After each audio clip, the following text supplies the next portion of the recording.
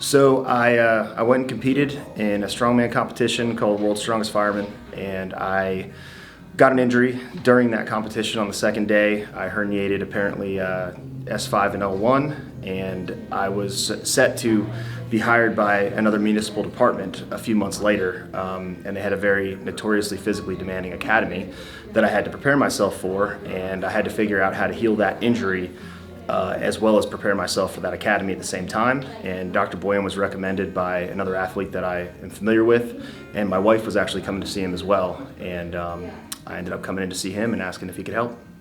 So this was the first injury that I had ever really had. Even though I had competed in strongman for like a decade, I guess just getting older.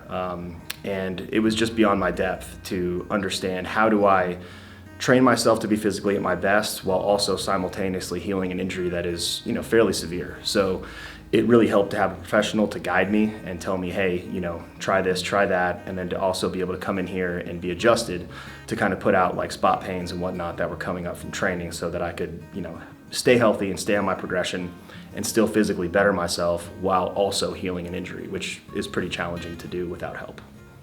So what I really appreciate about Chris is that he's also an athlete. He also trains, he also lifts heavy weights. So he understands how we think as athletes. He understands how, I would say high performers approach training, approach competing.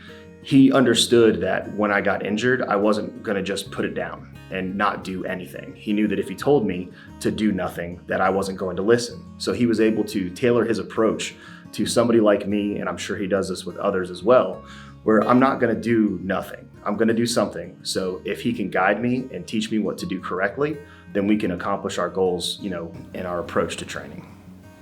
I was able to heal that injury, and when I say heal that injury, I mean back to what I felt like was 90 or 100% training in a very short amount of time. It should have taken a lot longer. I should have experienced pain for a lot longer than I did, but I was able to get back into not so much lifting super heavy because that wasn't necessarily the goal for the progression that I was in, but I was able to increase my volume, increase my intensity at a timeline that I didn't really think was possible. And, I think it was probably 6 or 7 weeks into treatment that I felt like myself. I didn't feel injured anymore. And that was really surprising to me because I feel like that injury should have taken longer than it did to heal, but we were back to what I would consider 90, 100% volume and intensity in a very short amount of time. Yeah, so what it looks like now is I'm able to, I believe that as first responders, we're never done training. I also really like challenging myself and finding my limits and finding where I might quit, where the red line might be. And there are some schools out there that I have the ambition to attend, one of those being the Indiana Smoke Diver program, which I recently tested and qualified for. So that school is in March, and it is the most physically demanding school in the fire service. Their attrition rate is like 70%. So being able to confidently prepare myself for a school that is meant to break you and make you quit without fearing that I may get injured is huge for me because I don't want to injure myself again. So being able to have a professional help and guide me in training for that, but also just to feel like myself and not feel injured and be able to push myself the way that I need to prepare for something like that is something I wasn't sure I was going to be able to do again.